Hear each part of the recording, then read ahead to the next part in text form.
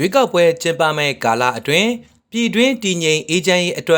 ်အမြဲတမ်းစစ်ရေးအသည့်စစ်ရေးတတိရှိနေကြဖို့စစ်ကောင်းဆောင်မင်းအောင်လှိုင်ကပြောပါတယ်။ဒီဇင်ဘာလ12ရက်နေ့ကရန်ကုန်မြို့ရှိမော်ဘီတက်မတော်ကြီးဗိုလ်တင်တန်းကျောင်းစစ်ရေးပြကွင်းမှာကျင်းပခဲ့တဲ့ဘွဲရအမျိုးသမီးဗိုလ်လောင်းတင်တန်းစင်ပွဲမှာထည့်သွင်းပြောကြားခဲ့တာဖြစ်ပါတယ်။စစ်တပ်အနေနဲ့တစ်ဖက်သက်အပြစ်ခတ်ရက်စဲကြောင်းကိုအကြိမ်များစွာထုတ်ပြန်ကြေညာခဲ့ပေမဲ့ NCA မှာလက်မှတ်ရေးထိုးထားတဲ့တိုင်းရင်းသားလက်နက်ကိုင်အဖွဲ့ EAO တချို့က NCA ပါကတိကဝတ်များကိုလိုက်နာမှုမရှိဘဲတိတိတသာချိုးဖောက်နေကြတဲ့အပြင်တချို့တိုင်းရင်းသားလက်နက်ကိုင်အဖွဲ့တွေဟာပြင်ပမှသွေးထိုးမှုများကြောင့်ငြိမ်းချမ်းရေးလမ်းကြောင်းပေါ်ကိုရောက်ရှိလာခဲ့ခြင်းမရှိကြောင်းစစ်ကောင်းဆောင်ကပြောပါတယ်။ဒါကြောင့်ဥပဒေနဲ့မညီတဲ့လက်နက်ကင်တောင်းဆိုမှုတွေအပေါ်လိုက်ရောဖြေလျှော့ပေးမှာမဟုတ်ဘဲရွေးကောက်ပွဲကျင်းပမဲ့ကာလအတွင်းပြည်တွင်းတည်ငြိမ်အေးချမ်းရေးအတွက်အမြဲတမ်းစစ်ရေးအသည့်စစ်ရေးတတိရှိနေကြဖို့စစ်ကောင်းဆောင်ကပြောပါတယ်။ဒါအပြင်ရန်ကုန်တိုင်းစစ်ဌာနချုပ်ကုတ်ကဲမှုအောက်မှာရှိတဲ့တပ်နယ်တွေကအရာရှိစစ်တီတွေနဲ့တွေ့တဲ့အခါမှာအမြဲတိုက်ပွဲဝင်ရန်အသင့်ဖြစ်နေဖို့ fit for fight ဖြစ်နေဖို့လိုတယ်ဆိုပြီးစစ်ကောင်းဆောင်ကပြောပါတယ်။လက်ရှိမှာမြန်မာစစ်တပ်အတွက်လိုအပ်တဲ့လက်နက်တွေလေယာဉ်ရဟတ်ယာဉ်နဲ့ရေယာဉ်တွေကိုဖြည့်ဆည်းဆောင်ရွက်ပေးနေရလို့တိုက်စွမ်းအားတွေပြေဝလာဖို့အတွက်စစ်သားတဦးချင်းစီရဲ့စွမ်းရည်တိုးတက်ဖို့လိုတယ်လို့သူကဆိုပါတယ်။ဒါအပြင် MNDAA, TNLA နဲ့ AA တို့ရဲ့လှုပ်ဆောင်ချက်တွေဟာလည်းတိုင်းရင်းသားပြည်သူတွေရဲ့လူမှုစီးပွားအခြေအနေများကိုပုံမဆိုးရွားစေခဲ့ကြောင်းနဲ့လက်ရှိကာလမှာရခိုင်ပြည်နယ်အပါအဝင်နိုင်ငံတွင်တည်ငြိမ်အေးချမ်းမှုမရှိတာကိုအခွင့်ကောင်းယူကာပထဝီနိုင်ငံရေးအရာအရေးပါမှုကိုအသုံးချဖို့အတွက်အင်အားကြီးနိုင်ငံတချို့ကဩဇာလွှမ်းမိုးချုပ်ကင်လိုတာကြောင့်စုပူအကြမ်းဖက်မှုတွေနဲ့မတည်မငြိမ်ဖြစ်အောင်ဖန်တီးပုံဖော်နေတယ်လို့လည်းရခိုင်ပြည်နယ်နေ့အခမ်းအနားကိုပေးပို့တဲ့တဝန်လွှာမှာစစ်ကောင်းဆောင်ကဆွဆွဲပြောဆိုထားပါတယ်။ရွေးကောက်ပွဲကိုအောင်မြင်စွာကျင်းပနိုင်ဖို့အတွက်ဒေသလုံခြုံမှုနဲ့တည်ငြိမ်အေးချမ်းမှုရှိဖို့အဓိကလိုအပ်တာကြောင့်ပြည်သူတွေပူးပေါင်းပါဝင်ဖို့နဲ့လက်နက်ကင်အကြမ်းဖက်နည်းနဲ့လိုလားချက်ကိုတောင်းဆိုလို့မရနိုင်ပဲလက်နက်ကင်လမ်းစဉ်ကိုဆွလွတ်ခါနိုင်ငံရေးစကားဝိုင်းကိုရောက်လာဖို့တိုက်တွန်းတယ်လို့လည်းစစ်ကောင်းဆောင်မင်းအောင်လှိုင်ကပြောကြားထားပါတယ်။စစ်အုပ်စုကစီစဉ်တဲ့ရွေးကောက်ပွဲကိုဒီဇင်ဘာ28ရက်ကစကားပြုလုပ်သွားမှာဖြစ်ပြီးရွေးကောက်ပွဲပြုလုပ်မဲ့မြို့နယ်တွေကိုလုံခြုံရေးတိုးမြင့်ချထားဖို့စစ်ကောင်းဆောင်ကအမိန့်ပေးထားတာဖြစ်ပါတယ်။ကြားဖြန့်အွန်လိုင်းရာဇဝတ်မှုတိုက်ဖျက်ရေးမြန်မာထိုင်းတရုတ်သုံးနိုင်ငံဆွေးနွေးပွဲကိုတက်ရောက်ဖို့တရုတ်ပြည်သူ့လုံခြုံရေးဝန်ကြီးဌာနလက်ထောက်ဝန်ကြီးရှိုကျုံရီဟာမြန်မာထိုင်းနယ်စပ်မဲဆောက်မြို့ကိုဒီဇင်ဘာလ14ရက်နေ့ညနေပိုင်းကရောက်ရှိလာပြီးတော့ဒီဇင်ဘာလ15ရက်နေ့မှာတော့မြောက်ရီမြို့ကိုရောက်ရှိလာပါတယ်။တရုတ်ပြည်သူ့လုံခြုံရေးလက်ထောက်ဝန်ကြီးဟ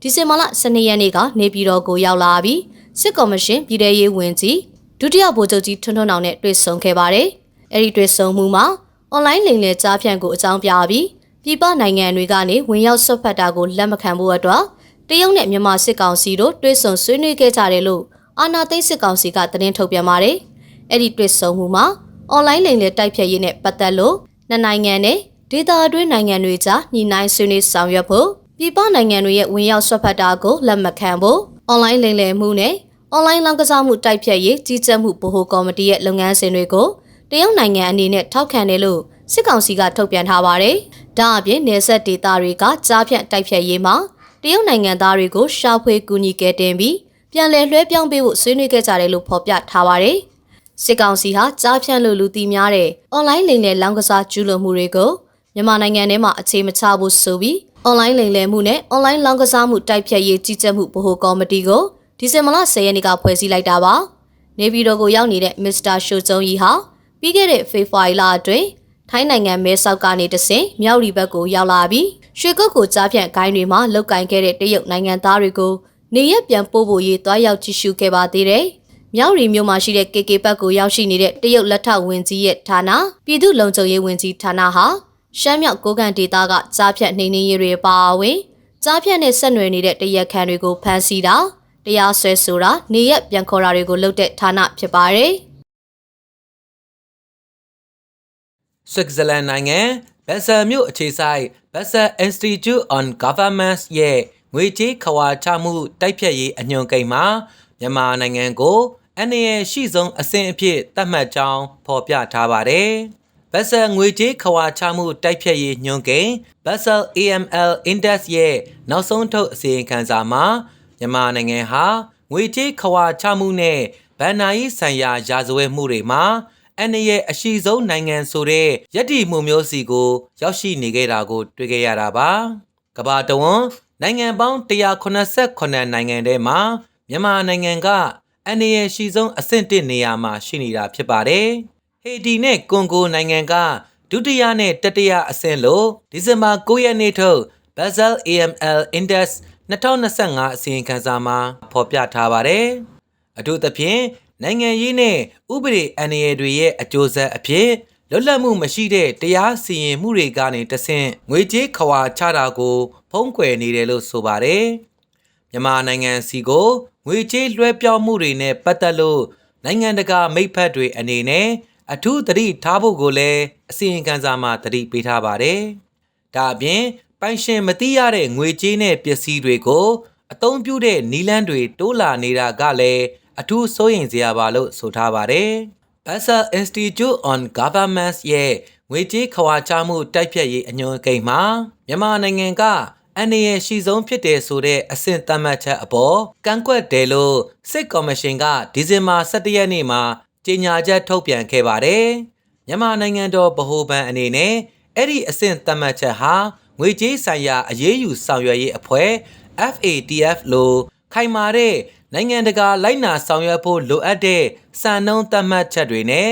methodology တွေချမှတ်ပြီးအကဲဖြတ်ဆောင်ရွက်ခဲ့ခြင်းမျိုးမရှိဘူးလို့ထောက်ပြပြောဆိုထားပါတယ်။လက်ရှိမှာမြန်မာနိုင်ငံအနေနဲ့ FATF မှထုတ်ပြန်ထားတဲ့စံနှုန်းသတ်မှတ်ချက်တွေကို AML, CFD,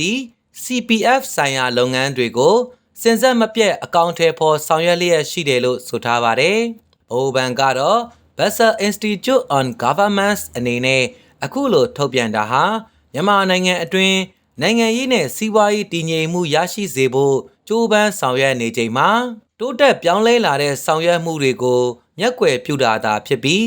FATF နဲ့မြန်မာနိုင်ငံကြားအနီးကပ်ပူးပေါင်းဆောင်ရွက်နေမှုတွေကိုတေချာစွာသုံးသပ်ခြင်းမရှိဘဲထိခိုက်အောင်ရေးသားထုတ်ပြန်နေတာလို့ဆိုထားပါတယ်။ငွေကြေးဆိုင်ရာအရေးယူဆောင်ရွက်ရေးအဖွဲ့ FATF အနေနဲ့မြန်မာနိုင်ငံကိုမြောက်ကိုရီးယားနဲ့အီရန်နိုင်ငံတို့လိုအမည်ပြတ်စရင် blacklist မှာထည့်သွင်းထားခြင်းမျိုးမဟုတ်ပဲအလေးထားစီစစ်မှုတွေတိုးမြင့်ဆောင်ရွက်ရန် EDD စရင်မှာသာထည့်သွင်းထားတာဖြစ်ပါတယ်။